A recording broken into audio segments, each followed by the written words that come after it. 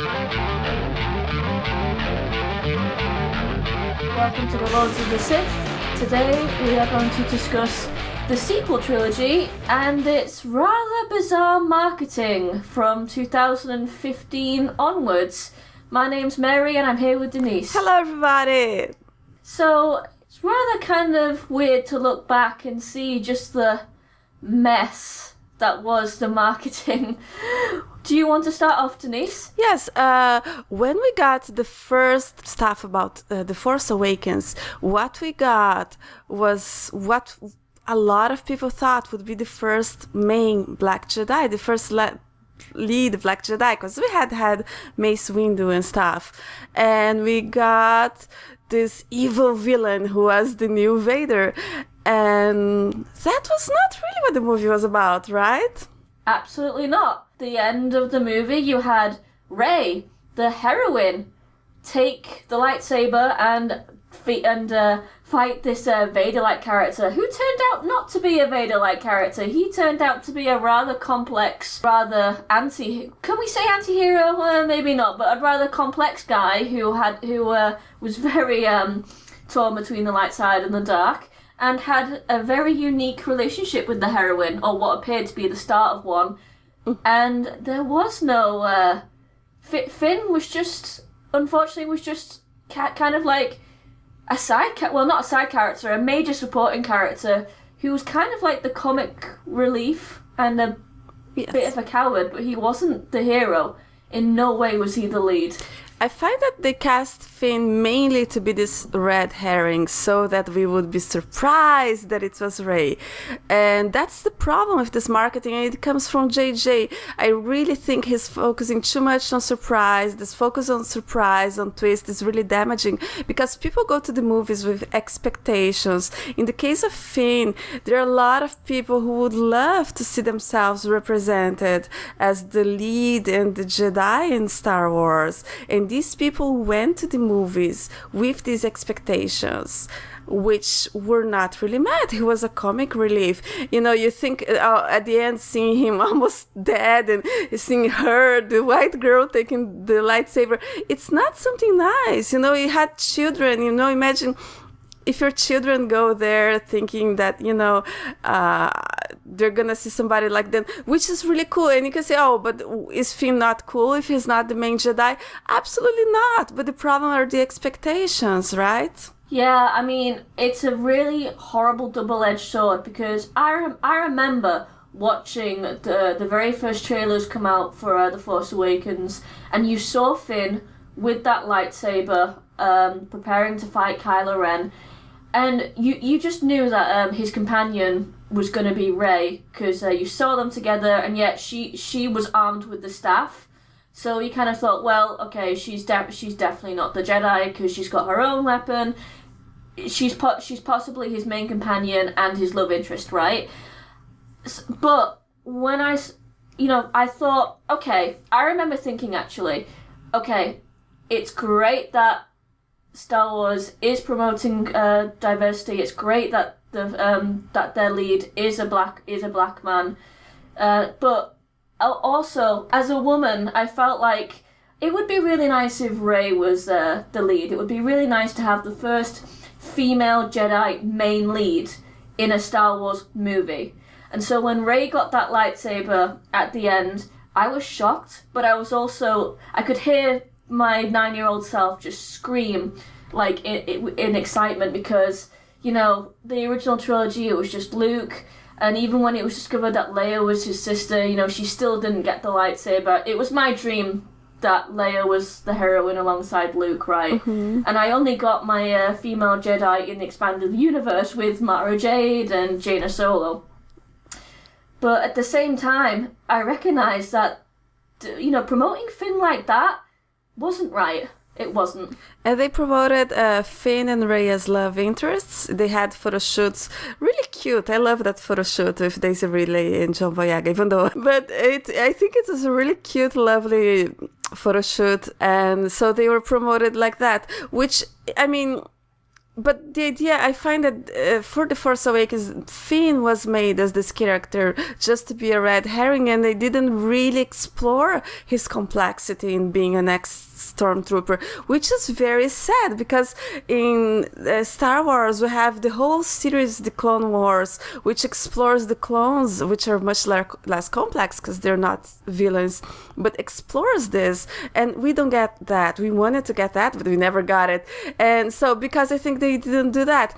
But the issue with the idea that people went to the movies thinking that Finn was going to be the hero is that they came out of the movies and they did not change their mind. They were pretty convinced that that's what they saw, that they saw Finn was the hero, Rey was his love interest, and also Kylo was the villain that was going to be defeated. Even though they heard that he was Han's son, they're like, no, he's the main villain. And, even some complaints like, oh, I thought he was going to be like Vader, and he wasn't, because they went with these expectations. So I find that people, when they marketed this, they wanted a twist. Like you're happy to see that it was Rey, but they didn't count with expectations and with people who would be disappointed, right? And it wasn't just, the issue with Finn.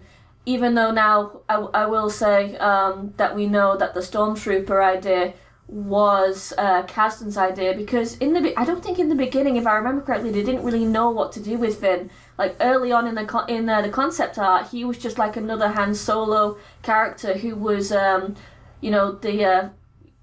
was the original Rey's companion. I think her name was Kira at that point, and he was just her companion. And it was Kasdan who said, "Oh, let's make him a bit more complex. Let's make him a former stormtrooper." Mm-hmm. But they just, they had an amazing opportunity in front of them and they didn't take it. Yeah, I love the scene when he defects, because it's so brave to just disobey, and it's beautifully portrayed, and with his thing with Kylo as well. But they didn't use it. But what bothers me most, frankly, is personally how the amount of harassment that we got, because these people came out of it sure that the main lead was Finn, and he was definitely Rey was his love interest.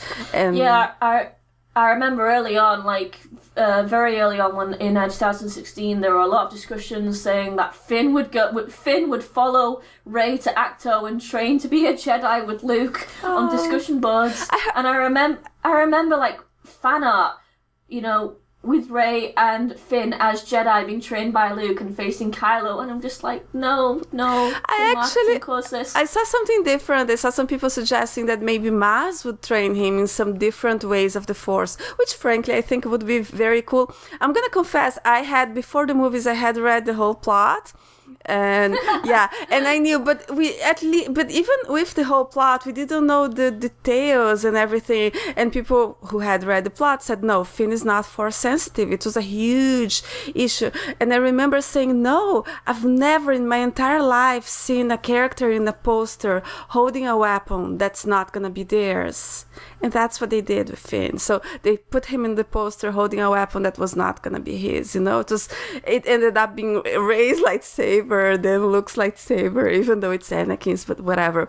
And it was tricky, it was cheap, and it was bad. It wasn't good. Like, if you looked at the poster, you would see that you have Rey side by side with Kylo, with that little light. Kylo has smack bang in the middle. Yeah, and they have that little light connecting them with the heart. And Kylo, in his coat, he has the symbol of the resistance. So you had these things, and also Finn was kind of on the side. In the poster itself, if you looked at it carefully, you would see there were signs showing. But, at the same time, you look at Finn with the lightsaber, say, oh, he's going to be the new Jedi, right? And it was not the case. What you've just said about, you've never seen anyone holding a weapon in a poster that's not going to be theirs. Wow, I'm shocked. That's oh wow. That's all I can say in response to that. I'm kind of shocked. Yeah, and what I wonder is who said, JJ is like, I'm gonna trick everybody to think that we have the first, people are gonna go to the movies thinking they're gonna see the first black lead Jedi, and then ta-da, they're gonna be tricked. I mean, I want to know who said that's okay. That's a great idea. Let's hold back the Ray toys so people don't know. You know, what the thing that keeps in my mind is like, who said this is okay? Who didn't say? Are you insane? You know, it's funny. Do you know what really hurts? I remember in an interview, I can't remember if it was in the Force Awakens documentary or somewhere else, but John Boyega specifically said that JJ called him up and said, "You are the new lead of Star Wars." Oh my God. Yes. You know, wow. You don't say things like that to a young actor who's getting his first big movie role, and then do that. And it's not just unfair on John. Poor Daisy Ridley. I remember an interview with her, John, and Carrie on the Graham Norton Show, which is a really big chat show here in the UK.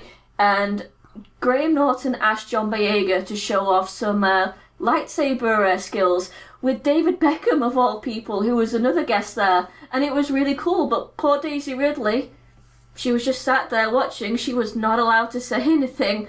So it was unfair on her too, but particularly unfair on John, I think. Yes. That's just... And all the fans who are expecting it, right? Because it's people who, you know, like, who don't get that representation all the time and who are looking forward to it, right? Yeah, right. Oh wow! and that's just the first of many problems that the marketing presented to us. That's the first, and I think a lot of problems that we had, that fights with the fandom, came. Oh, and also there was another issue with the Force Awakens marketing. The marketing that had, your father had it, and you know, like kind of suggesting that Rey would be related to someone, which, you know, they didn't bother fixing after. And I'm wondering if they thought that all the people who were doing podcasts, who were writing, who were talking about Rey Skywalker, if they were going to be thrilled that they were wrong. I mean, is that what they thought? I mean, I'm wondering, these people, they're paid to do this, and they don't realize that people, when people are disappointed, they're not happy. And with the Finn Rey thing, they got John Boyega to deny it, but I think it was a little too late, right? Oh, absolutely. So I think it was the second trailer, or second international trailer. Basically, ladies and gentlemen, if you look back to 2015, it was a trailer with Luke's speech from Return of the Jedi to Leia saying, "Oh, you know, we're basically Skywalkers. The Force runs strong in my family. My sister has it, my father had it, I have it." And then, boom, it showed that big shot of Rey looking up, and it said, "You have that power too." And just like, oh my God, that just hints, that is just in everybody's mind, including mine, I think, when I saw that trailer. Rey was Luke's daughter. There was another one. They have Mass line, as you said. I forgot to see the same eyes in different people. And while she says that, they show Han, and after they show Leia, Rey. The same eyes in different people. I was pretty sure. I was placing a bet that she was gonna be a Solo. I was pretty sure. Also because of the plot of the movie and everything. But I saw that trailer. I was like, haha, that's it. They wouldn't lie in a trailer, right? Right. right. Of course they wouldn't. No. I was just like, oh my God. And then that trailer continued, where after the whole Luke speech thing, you had Maz asking Rey, "Who are you?" And Rey walks out in the desert with BB-8 and says, "I'm no one." She's walking there in a desert, like, you know, towards sunset, like Luke Skywalker in A New Hope. You know, this trailer is full with nostalgia of Star Wars coming back. Yeah. And she says, "I'm no one." And that to me just says, oh, she's not no one. The twist is going to be she's Luke Skywalker's daughter because she's on a desert and she looks just like Luke. And I'm just like, oh, wow. Just looking back at this. Yeah. And, you know, and like you said, Denise, the fact that they didn't bother, just wiping this under the carpet and saying, no, she's not the Skywalker. Kylo Ren is the Skywalker. I know Pablo Hidalgo he tried. said it. He tried. But it wasn't enough for a lot of people, and they kept insisting that Rey was the Skywalker all the way up till The Last Jedi coming out. Exactly, but remember when JJ did say, oh, Rey's parents are not in the movie, what happened was that they made him say, well, I don't even remember, he said, oh, it was whatever. I remember that is the famous night known as Reygate. Yes. Oh my god, that is one of the best nights in the fandom.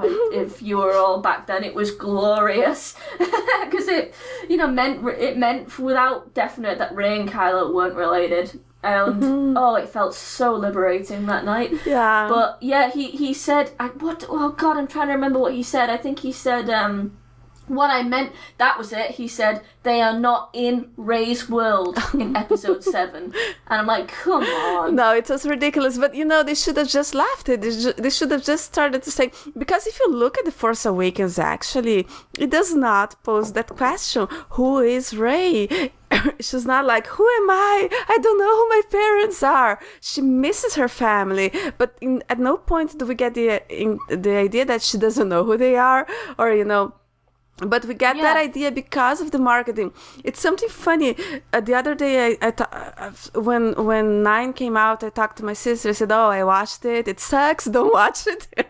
And you know what? She asked me, so who is Rey? I was like, what? Rey is the lead, It's like, oh, no. Who is she related to? Oh, wow. And I think people started to think that the plot of the sequel trilogy was guess the protagonist's ancestry, which is so exciting. Isn't it exciting? Guess the protagonist's ancestry. But like I'm saying, the issue is that they didn't try to deny it. They could have denied it the same way they did with Finn, saying, no, Finn, me and Rey were not in a relationship. They could have done more. They could have started exploring, what about Rey and Kylo's.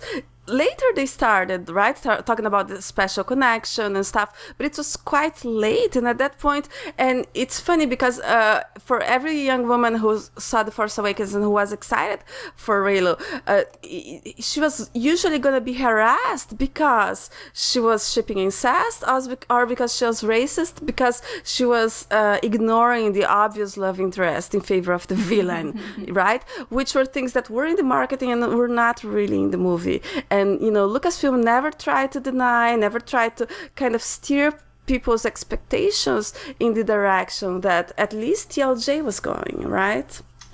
Yeah, I mean, they knew that, women, including us, everywhere, were being harassed because they saw in the movie the potential of a story and a relationship between Rey and Kylo, and not once did they come out and say, no, it's leave them alone. It's not true.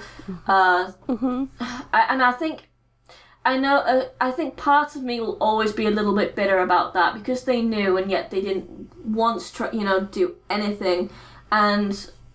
Yeah, no, it was upsetting. I find that, the problem is that, yes, we were harassed, but they don't care about us. Okay, but they should have cared about, because everybody who had been fighting us, who had been arguing against us, or saying that we're silly fangirls, imagining things that were not in the movie, do you think they would be happy when they found out that she's obviously a Skywalker, when their theories were not right? Of course they was not happy. And I find that a little bit of the issues of TLJ are these expectations that were not met, and their expectations were set by the marketing and that were not denied by the marketing and by the public relations and everything. Yeah, I mean, we'll get to The Last Jedi in a minute, but yeah, I certainly agree. Another thing is keeping Kylo as the real Skywalker a secret. They left it to the movie till the movie to let him know that he was Han and Leia's son. And I remember what you said in a previous episode. If that had been in the trailer, show me, where he's looking at Darth Vader's helmet, show me the power of the dark side, grandfather. Can you imagine the storm that would have? Yes. You said that. Go on. Yeah, no, I think it would have been really cool, and people would start rooting for them. I know that the fans that were in forums and stuff had the leaks, and we knew that he was related. But for the general audience and everything, it would have been cool to know, and to know that he was the Skywalker. If people had known from the beginning, I think there would be less speculation about Rey. Maybe a little bit. People were expecting something like Jason and Jaina. I was thinking rather it would be more like a complex love-hate relationship, kind of like what we got, but more sibling-like. But no. Yeah, I actually remember, like, because I remember just before Force Awakens came out, I watched the trailers, but I was not excited for this film at all, because I was very angry with what they did with decanonizing Legends. And I remember, actually, did you ever hear about the Disney Infinity video, Denise? Disney Infinity? I don't know. Yeah. So it's a very famous, basically, for those of you who don't know, Disney Infinity was a video game released by Disney, and they had... when The Force Awakens came out, they released the Force Awakens story in it, where you could play as Rey, Finn, and Poe, and Kylo, I think. And it was a very famous video that came out. Basically, Rey, when you fought Kylo Ren in the final battle as Rey, you would have to like throw barrels at Kylo in order to injure him. And one of the things that he said when he got injured was curses, but when in this video, the barrel was thrown at Kylo in the middle of when he was saying, "Face me," and then after that he said, when he got hit, he immediately said curses, but because of the sound, on the attack when the barrel was blowing up, it sounded like he said, "Face me, cousin." I remember to Rey. that. It was so stupid. And it just blew up, I remember. And everyone was like, "Oh, Disney accidentally confirmed it. She's definitely a Skywalker." Yeah. And that did not help the case at all. Yeah. And I remember thinking, because that was the first kind of like thing I watched, and it was a spoiler, and I remember being so angry because I thought, well, not only do they look like Jason and Jaina, they basically are Jason and Jaina. Why not just call them Jason and Jaina, So I was very happy when I first saw that scene when he swept her in the bridal carriage, because then I was like, oh, hang on a minute, they might not be brother and sister after all. This is far more interesting. Yeah. And again, that just brings up the point where his fascination with Rey was also kept a secret. The only scene where it showed them together in trailers was that very small scene where Kylo puts his lightsaber over Rey's shoulder. And it was in the international trailer only. Yeah. And that scene has a lot of undertones. That's why when I look back, it's like, how could I look at that scene and think they're siblings? Because it's very, oh my god, it's like he's showing his red thing to her and she's scared. But it was only in the international trailer, so yeah. But at the same time, I remember seeing that, and it was before the whole Disney Infinity thing, and I remember thinking, okay, so he has the damsel. This is when I first thought Kylo would just be the masked nemesis to Finn. I remember thinking, so he's got the heroine trapped there. Finn is probably going to rush in and save her, because she's the damsel in distress, captured by the villain. But again, that was never the case. But that I didn't find a problem. I find that they use the trope and reverse it, right? When she reverses it, it's very satisfying, right? He leaves the room crying, and he does capture her a little bit. So I think it's okay. But at the same time, the fact that they have these two people with this kind of strange relationship, it's interesting, it's intriguing, it's exciting. And if they didn't want to give that much away before the movie, they shouldn't have led the public in a different direction, right? Thinking that it was Finn and Rey and stuff. And after the movie, they should definitely have kind of tried to steer the conversation in that direction, right? Especially knowing that people were really angry, people were really, the reactions were not all at once. I hate Reylo. They were subtle in the beginning, and then it kind of snowballed slowly. And a lot of the reason why they were so angry so much against us was because it was completely not canon, right? Yeah. Yeah, I mean, I think it was basically a goldmine because you have a load of enemies to lovers stories in Star Wars anyway, in the expanded universe. Luke and Mara, which will always be one of my favorites. Bastilla and Revan, just to name a couple. If they had marketed that from the start, I think fans would have been interested, about the strange relationship between the masked villain and the heroine, because it's Bastilla and Revan all over again, and relationships like this are popular with the general audience. The general audience would have been intrigued just along with fans thinking, it's this young woman and she has a strange connection with this masked villain. What could it be? How are they going to meet? Yeah, it would have been awesome. It would have attracted people that are not Star Wars fans, right? And that don't. I think you're right. It would have been huge, but I don't know. But it was huge. The Force Awakens was huge, regardless, right? So I guess at some point it worked, but then after that, it caused a lot of division in the fandom, and they blamed the fandom for things that are not really the fandom's fault, right? I'm really here saying that the people who were they shouldn't have called us racists, but the people who were pretty sure that it was Finn and Rey, that they were going to be a romantic couple, it's a lot of it because of the marketing. Yeah, exactly. And also another thing that was as a result of the marketing was people kind of insisted that Finn, Rey and Poe with a new trio when they were never Poe never even meets Rey once in the film. They were not the new Han and Leia and Luke. Mm-hmm. I think or JJ cut, because the scene is in the novelization, right? Yeah, I think JJ cut it because Oscar Isaac is too charismatic, and if people saw it, they would start shipping Rey and Poe. Well, people do anyway. Well, they do, but they started more after we had the scene in The Last Jedi, right? When you put a toaster beside Oscar Isaac. I ship everything with Oscar Isaac, so BB-8 and everything. Anyways, I ship myself with Oscar Isaac. That's a good one.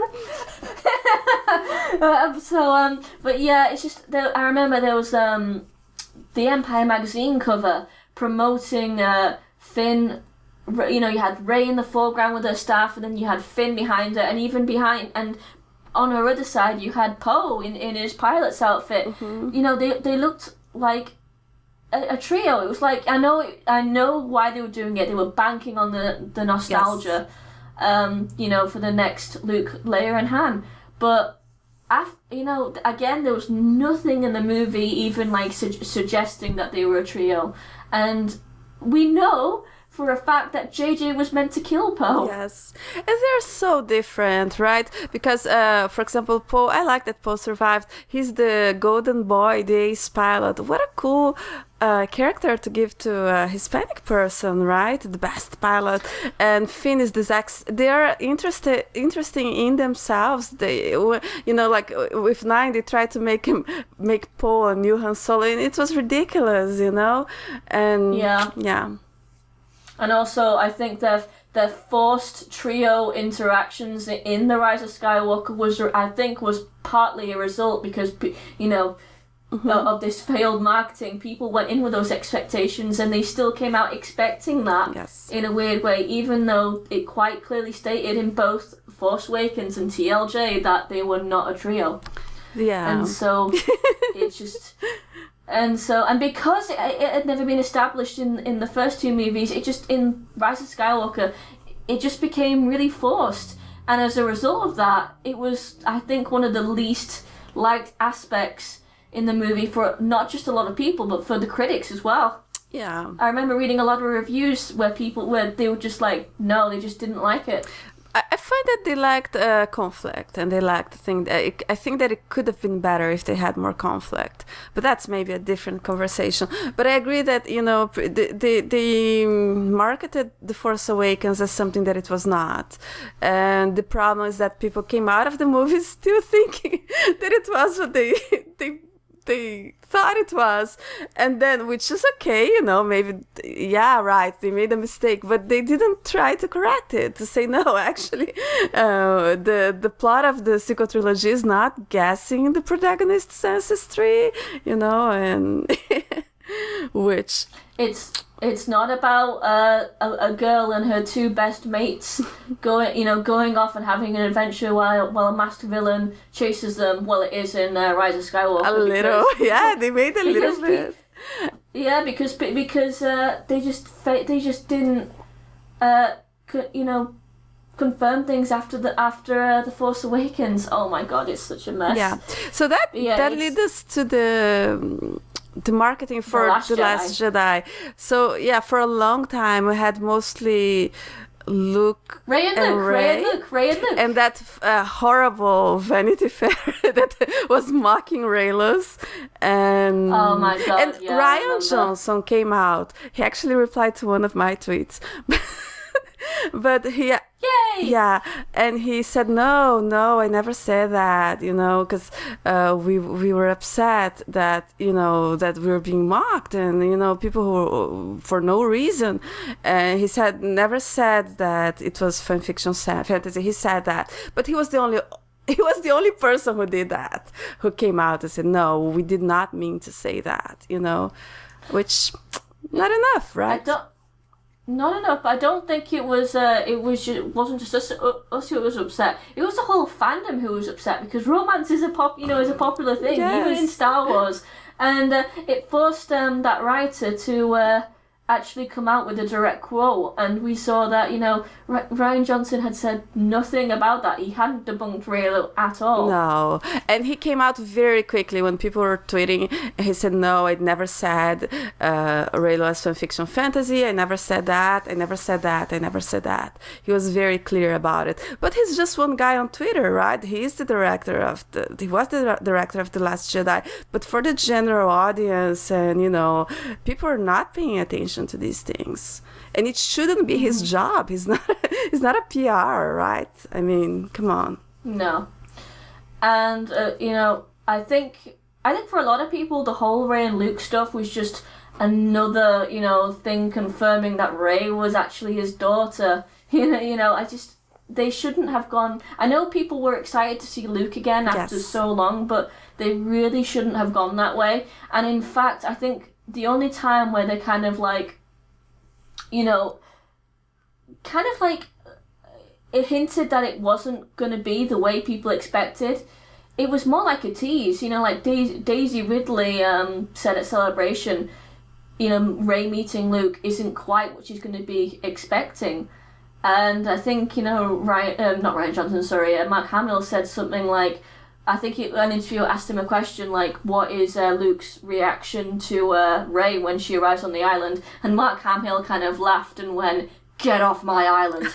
You know, he said it as a joke, but you know, it's exactly what he did. It's exactly what he did, but again, they didn't really expand on it. They just kind of like, pictures and pictures of Rey and Luke, you know, not just on Vanity Fair, but also on Entertainment Weekly, and I'm just like, you know, stop. It's just fueling the Rey Walker stuff. And I think my theory is that they did it so that when the trailer came out with that hand, I remember there was a guy on YouTube, I don't know, that's like, Reylo, people were wild, I understand, but at the same time, I find that, you know, yes, it was cool, but at the same time, for the people who were stubborn, it wasn't enough. I remember they were saying, no, it's Huck's hand. Oh, yeah. And people did not understand it, did not accept it. It's so much so that people, even now, after 9, they have kissed and people still don't accept it because they had in their heads that it was not, that there was no romance there and that we're crazy. So I think it was too late for that. And after that, they started marketing Rey and Kylo, which was pretty cool. It was so, those are good times. Those were good times indeed. I mean, the Entertainment Weekly article in November, finally started talking about, oh, they have this connection. Ryan Johnson started saying they have a connection, and he said that, there's no point of like showing a complex villain if he has the mask on.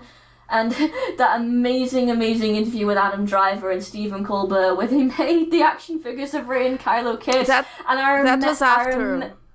was after. No, I think it was before. No, it was just after. Before the movie it was came after out. the movie. Oh, well, we're gonna have to check. Yeah, we're gonna have to check. But I remember. No, I'm sure it was before the movie because they made them kiss, and the audience just went completely quiet. As if they didn't expect it, because the general thinking was still that she was a Skywalker, right? And what are they doing with kissing cousins? That can't be right. Yeah, there was a lot, like the magazines with them, like they had like it was really cool. A lot of the marketing was banking on this too, and then we had Ryan say there were two halves of a protagonist. And I remember when Ryan said that, and people said, "What about Finn?" Right? And then he replied, "Oh, these movies have lots of protagonists, and he's also gonna have a really cool arc." But I find that these were the people who thought that Finn was the main protagonist of the sequel trilogy. And I have heard people saying that Ryan took the lead, and instead of focusing on the lead, on the black lead, he gave room to this white villain. He's not a white, he's fucking Han and Leia's son, like, of course. I mean, it's just that's when you create these expectations, they're so bad. Finn, he has a cool arc. I mean, I don't love his arc, I'm gonna say, in The Last Jedi. I think it could have been better, but he had an arc in it, and he was doing cool stuff, and he's a pretty cool character. I remember my son liked him. Come on. Yeah, he does have... I do like, ever since Rise of Skywalker came out, I've started appreciating The Last Jedi a lot more than what I originally did. And he does have a really good arc, and his arc is finding a way, like he just wants to run away all the time, and his arc is him going from that coward who's afraid of everything to a competent leader and a brave character. At the end of it, it is a really good arc.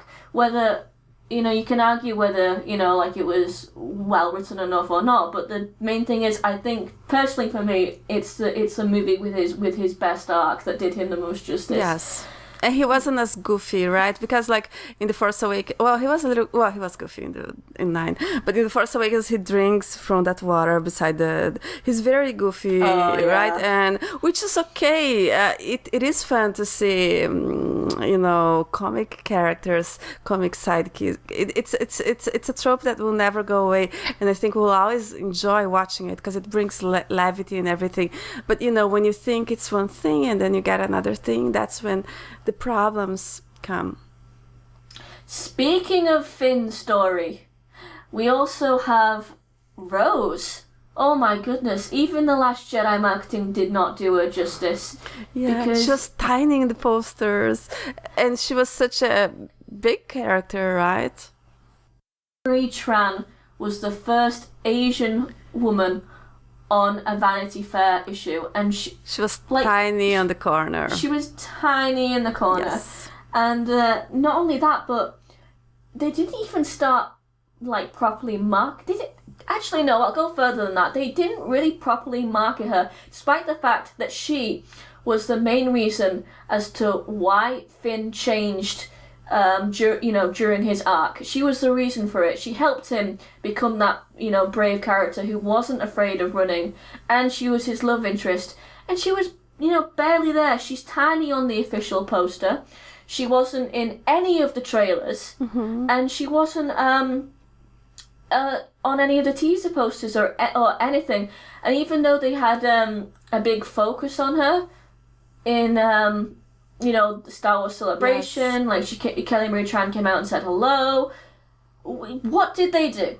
I remember I was there in that Last Jedi panel, sitting there, and I remember being kind of horrified because we already knew that Kelly Marie Tran was going to be Finn's love interest because of the leaked filming images from Dubrovnik.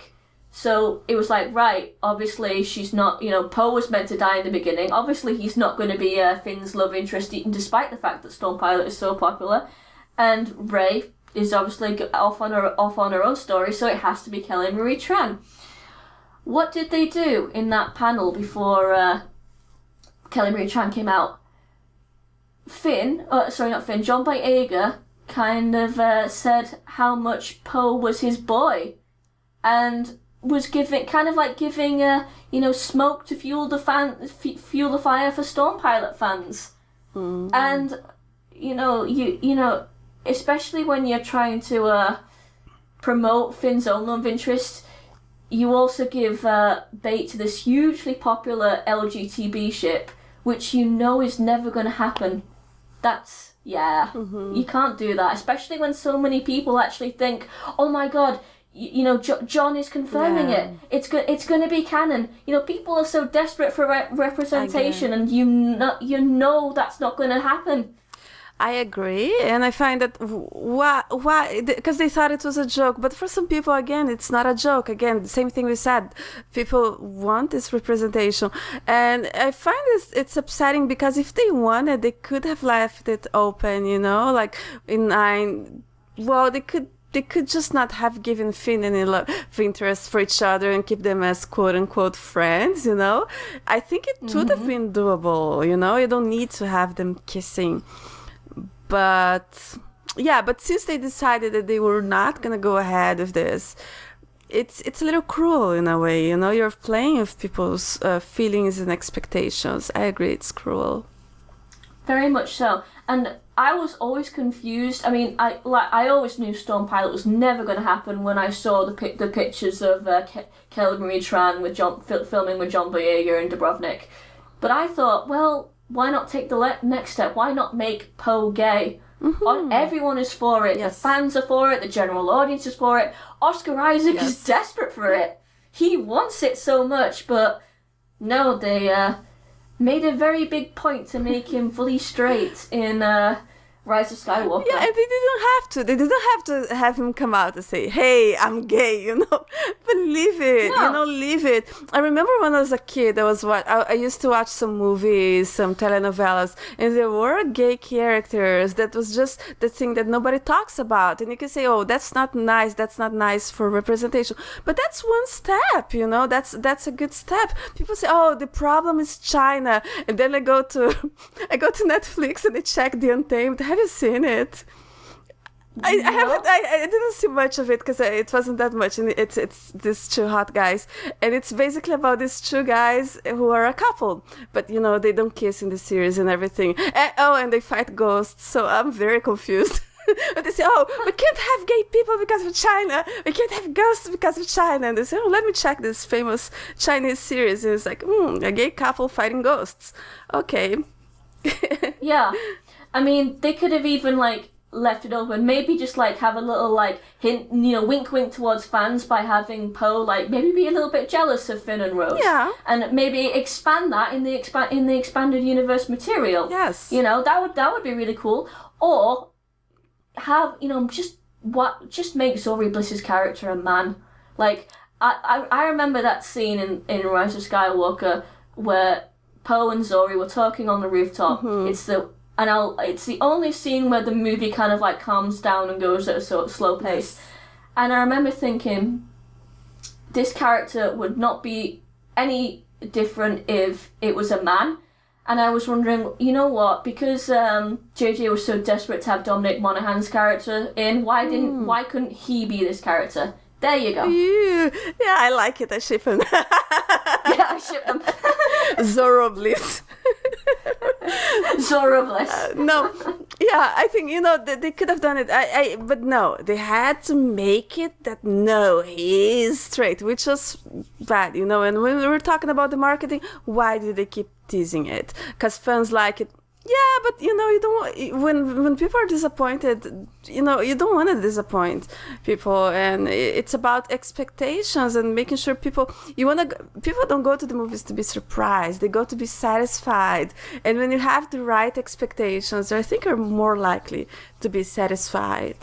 So I agree, and in my opinion, for the marketing of TLJ, not only should they have promoted the Rey and Kylo relationship much earlier, but they should have also promoted Finn and Rose much earlier, and got that, and so people would have expected this and got that initial disappointment out of the way, instead of going to the movie and being angry. I agree.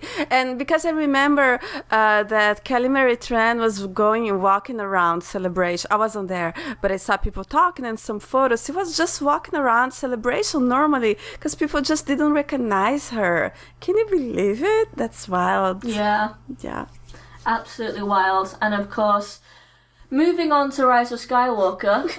Rise of Skywalker is the terrible result of this damn thing, because then they had to I find that they wanted to please the people who were fooled with the marketing for The Force Awakens, I was gonna say for making Finn Force sensitive, which I don't mind, frankly, and they didn't even make him clearly, so I have no clue what went on there. No, to me, when I watched this movie, it kind of felt like he wanted to confess his love for Rey. Mm-hmm. And I'm just like, oh my god, so they're trying to make everyone happy, and one of the things that they're trying to do is to appease, the people who wanted Finn and Rey. Yes. Nothing wrong with wanting it, but so I just thought this is a really bad way to just satisfy people. By trying to please everyone, you please nobody. Yeah, I think they tried to do a little bit, because The Force Awakens, each person came out with a different interpretation, and I think they said, okay, so The Force Awakens everybody liked because everybody came out with their own story. Let's do the same with Episode 9. The problem is that it's an ending. You want answers. You want concrete answers, right? You don't want to say, but I think they decided to shoot in all directions. And they even went in the Kylo as Vader, which, I know people wanted it in the beginning, but, that ship sailed with The Last Jedi. Why go back to it now?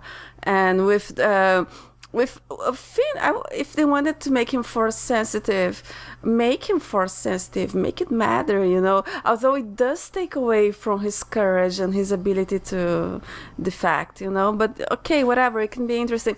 And with Rey Palpatine, it was that thing. People thought that it was about answering the question, what's the protagonist's ancestry, which was something that was not in The Force Awakens necessarily, was definitely not in The Last Jedi, but now they had to answer because they didn't spend the time making sure people did not have these expectations, right? And now they said, oh, people want it, so let's put it, which was stupid, because we also know that it was put at the last minute, which was absolutely ridiculous. I mean, I'm not against Rey Palpatine if they were to develop it. It could be interesting, but that was definitely not the case. No, and I don't think... I'm still angry about the fact that, they obviously, focused on Reylo as a big will they, won't they kind of thing, because, the posters all had them facing against each other. You had the Death Star fight with the, Torrent Ocean, kind of symbolic that they're angry at each other. It was a big will they, won't they. And we know after The Last Jedi, Reylo just exploded into popularity. Yes. You had the Nerdist video with Rey and Kylo, making fun of... singing that song from A Star Is Born. You had, big companies like Coca-Cola marketing it. I'm trying to think of so many people. Oh, it was huge. The fandom grew insanely, and people were very excited about it because it's exciting. It is exciting, and it's normal that people would be excited for that, for the final episode, right? And they did do. I find that the movie before the reshoots was more focused on Reylo, but then why did they change it? It's just weird. I know, especially when it just exploded in popularity. Mm-hmm. The haters, even though they were loud, they were a minority. Yeah. But And I don't know. And I don't know either. And people, the general audience weren't talking about Finn or Poe or anything. They wanted to know what was going to happen between Rey and Kylo. Mm-hmm. And I don't think I'll ever forgive Lucasfilm for, like, they let the hype build for Reylo. You know, not just fans were excited, but the general audience was excited, and they let it build and build and build, knowing that it would end in the most unsatisfying way possible. And I remember even when the leaks came out and people were finally starting to realise that they were true, and on Twitter, the Star Wars account it was like a little video with Rey and Kylo on the Death Star in the water, and it said, "I find your lack of faith disturbing." And I just thought, that is such a slap in the face. It's kind of like saying, "Oh no, you come and see our movie, it's Reylo, woo." And it was just like, so basically you're just trying to get our money. But it was Reylo. It's just that the ending was horrible, but it was about him. And I find that the movie that they had, like, I don't know, that they finished in February was more because it started with the Oracle and would talk about Kylo's feelings, and we didn't have Rey Palpatine, so it would be more focused on their feelings. So I understand that the marketing maybe followed that, but then later, I mean, I don't know. I know that Bob Iger was was interfering with it. Why? I don't know. I mean, what does he know about movies? But I find that they were afraid maybe of the haters, or maybe there were haters involved in it who know Bob Iger. I don't think Terrio likes Reylo either. So they made it in a way that's not satisfying anyway, right? Because I mean, if they could have, like, for example, Titanic, the guy dies, but then she meets him after she's dead. Like, there are ways to make a death satisfying. And they could have done his death beautiful, and he's remembered by everybody, and she knows that he's always with her, or kill them both. I don't know. There are ways to do it if they really wanted to end the Skywalker. But they just made him disappear because I think maybe they were afraid of killing him, and they wanted to leave it open. Which, yeah, okay, we can have all these theories that Kylo is gonna come back, but if they're not gonna do anything about it, in terms of canon, it doesn't matter, right? Mm-hmm. I don't know why, but at the same time, and we can talk about this in the future, I guess, but at the same time, they're kind of like just underestimating the power of, like, a good romantic story. Mm-hmm. I mean, Titanic didn't win 11 Oscars for nothing, and it didn't, like, become a huge hit at the box office for nothing. Yeah. Just like, that modern version of Romeo and Juliet was the same. These things, these genres don't become successful for nothing. They're hugely popular, and I think it was George Lucas who said, if you let the guy and the girl, hold hands in front of the sunset, you've added $10 million to the box office. And he's right.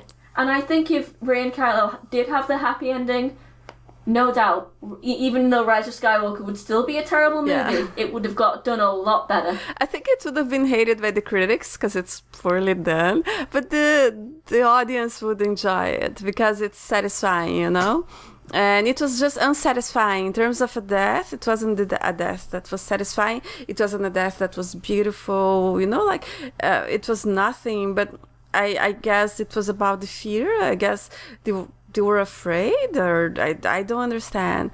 But I find that some of the issues of the Rise of Skywalker is that they were responding to expectations. They're like, oh, the fans want all these things. But 99% of the things that fans wanted were things that were somehow hinted in marketing or were things that were in the movie.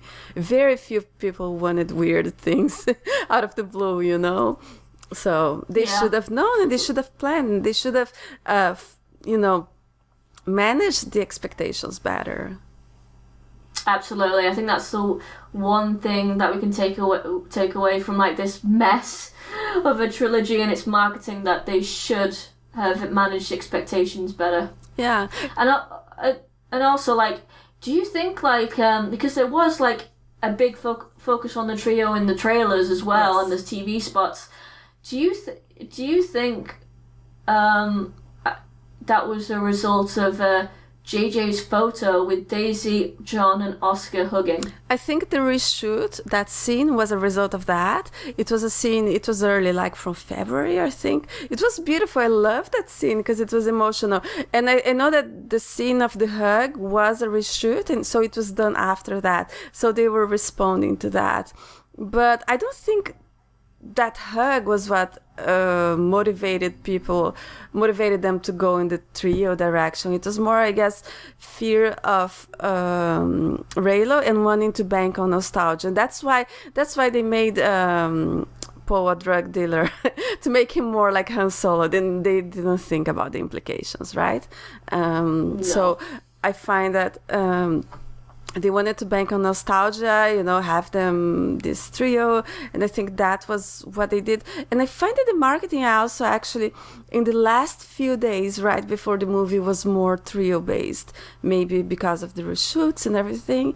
But I don't find that a lot of people were excited about them. Some people were, of course, but not a lot. No, they weren't. I remember, like, a lot of the questions were like, asked about Kylo, really. And I remember, like, scenes from, like, people reacting to the trailers at Star Wars Celebration. People were screaming when Kylo came on the screen, but there wasn't really that much of a peep for the trio, air quotes, the trio. Yeah. So, yeah, they done goofed, shall we say? Yeah, they did. It was well. Episode 9 has bigger problems than just the marketing for the sequel trilogy, but I just find that the issues with the fandom and say, oh, some fans want this, some fans want that, and in the sequel trilogy, all of them have to do with. I think all of them have to do with marketing, except the people who wanted what Snoke to be Plagueis and stuff. That wasn't in the marketing, I understand, but that's a different issue, right? That's a complete. When you come to series that has an established lore, you want things to fit in, right? Okay, so I guess that's why they did Palpatine. But other than that, all the things that people wanted were things in the marketing. Mm-hmm.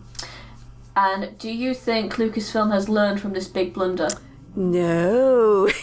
You know why? Because of The Mandalorian. Because, they hid the child from the marketing. And yeah, it was pretty cool when we saw the child. But at the same time, you kind of...